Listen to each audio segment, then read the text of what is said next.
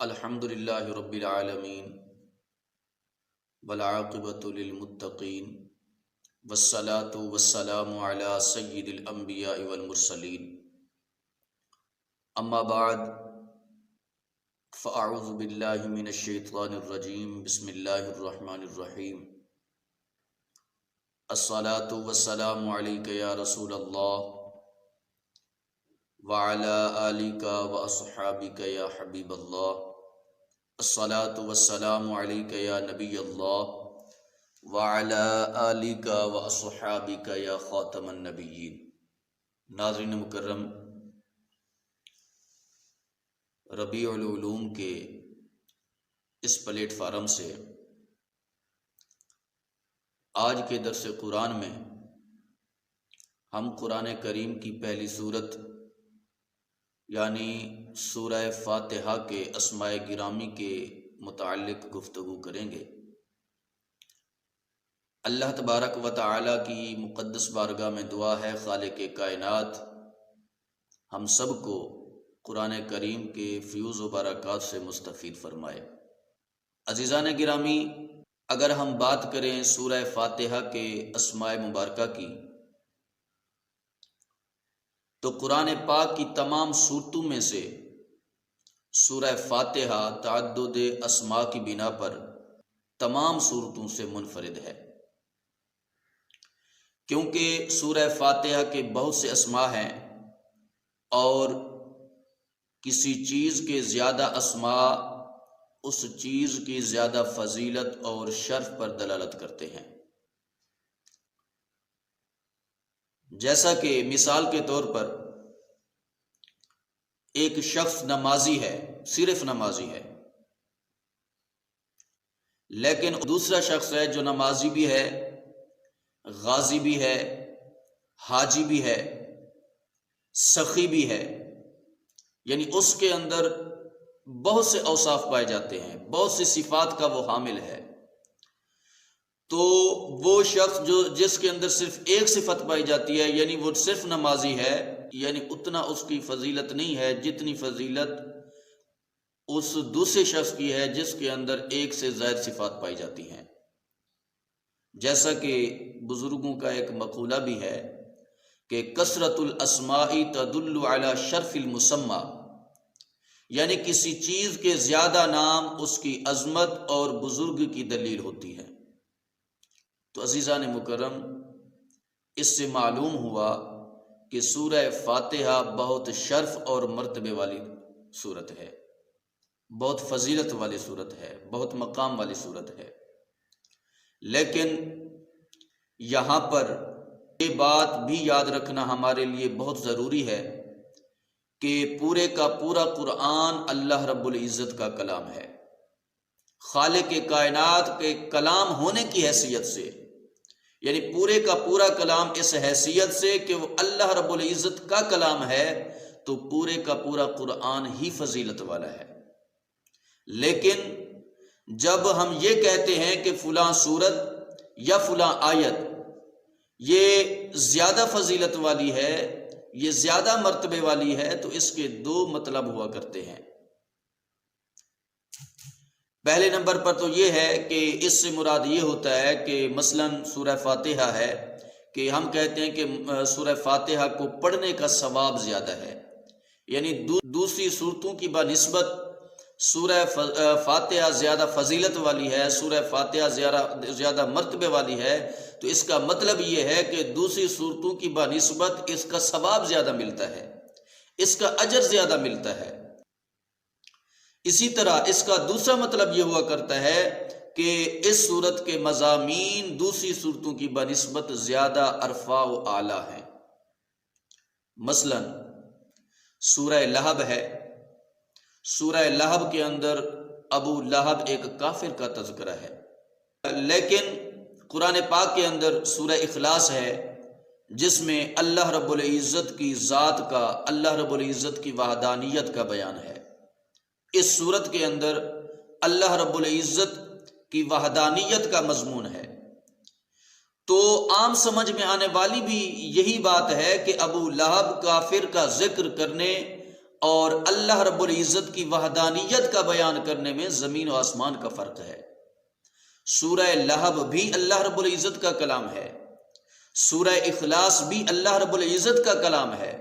تو اس حیثیت سے کہ اللہ رب العزت کے کلام ہونے کی حیثیت سے یہ دونوں برابر ہیں، اللہ رب العزت کے کلام ہونے کی حیثیت سے پورا قرآن، پوری خالق کائنات کی یہ کتاب عظمت اور فضیلت والی ہے، لیکن مضمون کے اعتبار سے اگر اس حیثیت سے دیکھا جائے کہ مضامین کے اعتبار سے، تو مضامین کے اعتبار سے دونوں میں فرق ہے، بہت بڑا فرق ہے۔ تو اس لیے جب کہا جائے کہ سورہ فاتحہ بڑی فضیلت والی ہے، بڑی عظمت والی ہے، تو اس کا مطلب یہ ہوا کرتا ہے کہ سورہ فاتحہ قرآن کریم کی باقی تمام سورتوں سے زیادہ فضیلت والی ہے، یعنی اس کے مضمون جو ہیں وہ زیادہ عظمت والے ہیں، اس کے مضامین جو ہیں باقی سورتوں کی بنسبت جو ہے زیادہ فضیلت والے ہیں۔ تو عزیزان مکرم، بہرحال علامہ آلوسی رحمۃ اللہ تعالی علیہ نے سورہ فاتحہ کے 22 اسماء کا ذکر کیا ہے، ہم ان میں سے چند ایک انشاءاللہ العزیز اپنے دروس قرآن کے اندر بیان کریں گے۔ عزیزان گرامی، سورہ فاتحہ کے متعدد اسماء میں سے اس کا ایک نام فاتحۃ الکتاب اور دوسرا نام فاتحۃ القرآن ہے۔ فاتحہ اس چیز کو کہتے ہیں کہ جس سے کسی مضمون، کسی کتاب یا کسی شے کا افتتاح کیا جائے، یا جس چیز سے کسی چیز کا آغاز یا ابتدا کی جائے، اس کو فاتحہ کہا جاتا ہے۔ تو اب یہاں پر سوال یہ ہے، اس سورت کو جو ان ناموں سے موسوم کیا گیا ہے کہ یہ سورت فاتحۃ الکتاب ہے اور فاتحۃ القرآن ہے، اس سورت کے ان ناموں کے رکھنے کی وجہ کیا ہے، وجہ تسمیہ کیا ہے؟ تو عزیزان گرامی، اس سلسلے میں میں عرض کروں گا کہ سورہ فاتحہ کو فاتحۃ القرآن اور فاتحۃ الکتاب سے موسوم کرنے کی کئی وجوہات ہیں، ان میں سے چند ایک آپ کے سامنے پیش کیے دیتا ہوں۔ پہلے نمبر پر اس کی پہلی وجہ یہ ہے کہ اس سورت کو فاتحۃ الکتاب کے ساتھ کیوں موسوم کیا گیا ہے؟ اصل میں بات یہ ہے کہ قرآن کریم کا افتتاح اسی سورت سے ہو رہا ہے، قرآن کریم کی ابتدا اسی سورت سے ہو رہی ہے، یعنی سب سے پہلے قرآن پاک ترتیب کے لحاظ سے سب سے پہلے جو قرآن پاک کی سورت ہے وہ یہی سورت ہے، یعنی سورہ فاتحہ ہے۔ تو اس وجہ سے، اس حوالے سے، اس لحاظ سے کہ قرآن کریم ترتیب کے لحاظ سے چونکہ قرآن کریم کی سب سے پہلی جو سورت ہے وہ سورہ فاتحہ ہے، قرآن کریم کا ابتدا اور قرآن کریم کا افتتاح اسی سورت سے ہوتا ہے، اس لیے اس سورت کو فاتحۃ الکتاب اور فاتحۃ القرآن کہا گیا ہے۔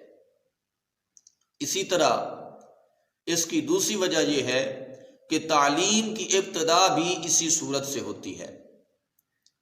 بچہ قرآن پاک سیکھنے کے لیے کسی استاد کے پاس جاتا ہے تو استاد قرآن پاک جب اس کو پڑھاتا ہے تو قرآن پاک میں سب سے پہلے جو اس کو سورت پڑھائی جاتی ہے وہ سورہ فاتحہ پڑھائی جاتی ہے۔ سب سے پہلے قرآن کی ابتدا جب اس کو کرائی جاتی ہے تو ابتدا کے اندر سب سے پہلے اس کو سورہ فاتحہ کی تعلیم دی جاتی ہے۔ تو تعلیم کی ابتدا بھی اسی سورت سے ہو رہی ہے، سورہ فاتحہ سے ہو رہی ہے، تو اس لیے اس سورت کو فاتحۃ الکتاب اور فاتحۃ القرآن کہا گیا کہ اس سورت سے ہی تعلیم کی ابتدا کی گئی ہے، اسی سورت سے ہی تعلیم کی جو ہے افتتاح کیا گیا ہے۔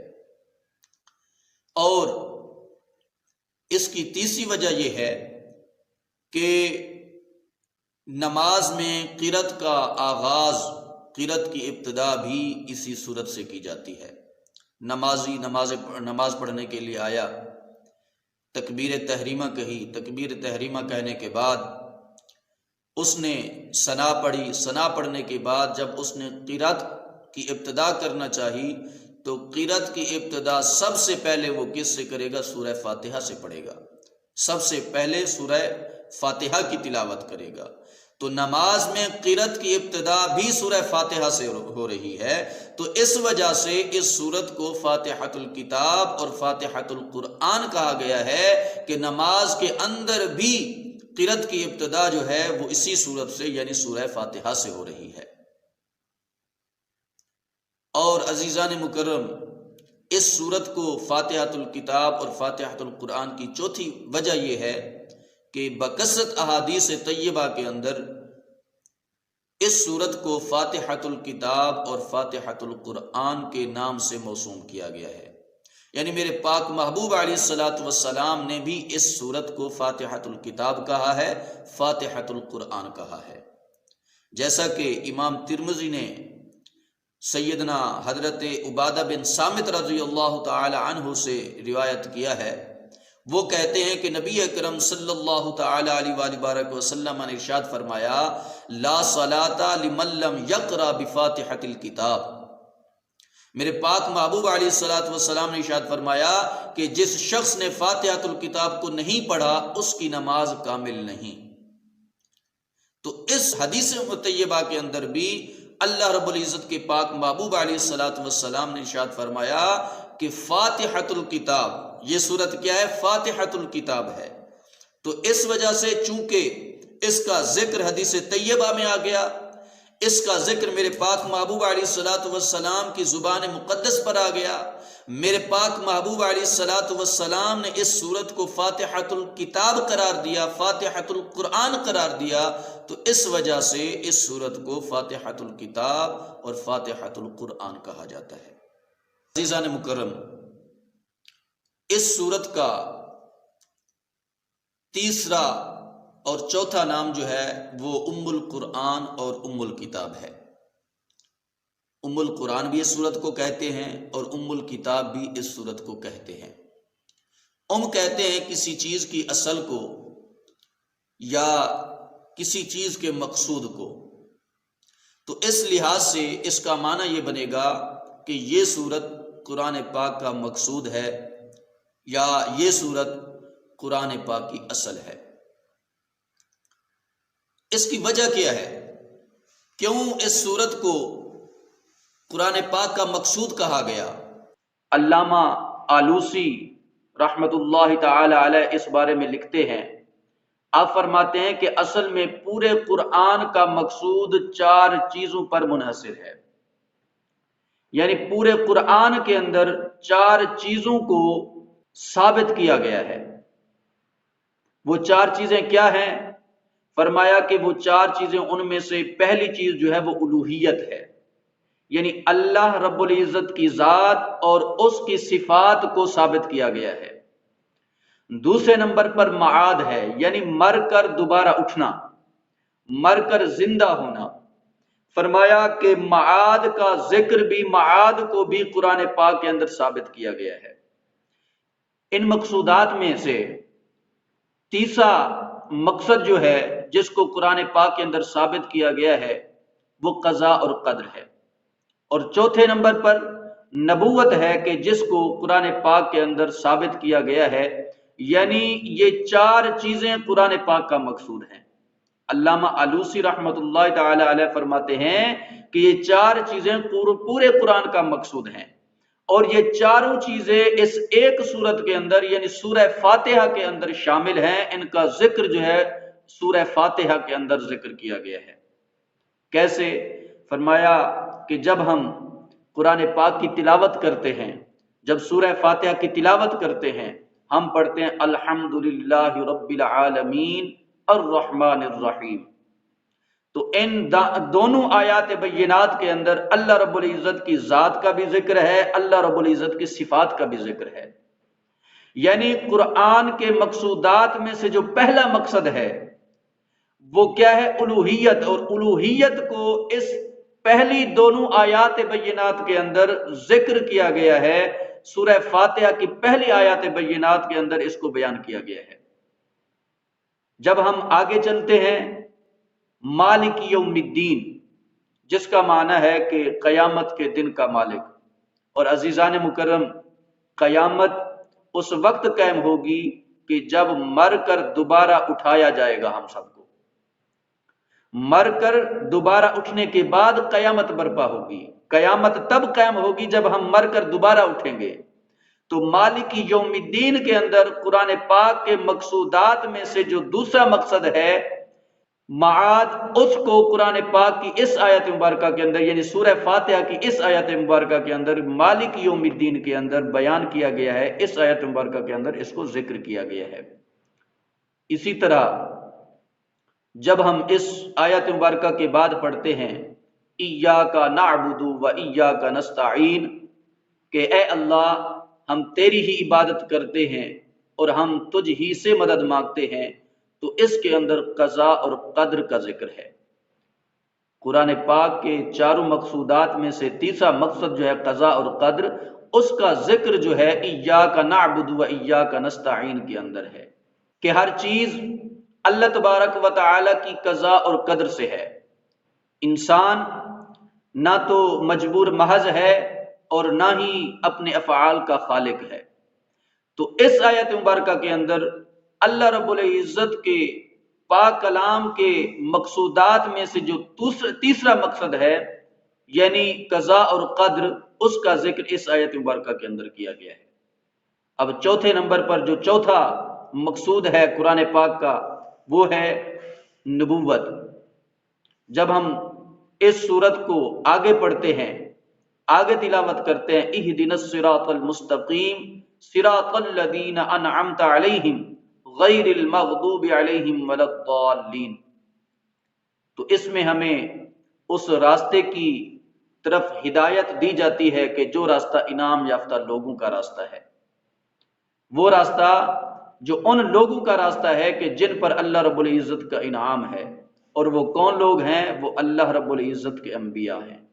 جیسا کہ ایک دوسرے مقام پر اللہ رب العزت نے ارشاد فرمایا اولئک الذین انعم اللہ علیہم من النبیین، تو اس آیت مبارکہ کے اندر یعنی اہدنا الصراط المستقیم صراط الذین انعمت علیہم غیر المغضوب علیہم ولا الضالین، اس راستے کی ہدایت دی گئی ہے جس راستے پر اللہ کے انبیاء کرام چلے ہیں۔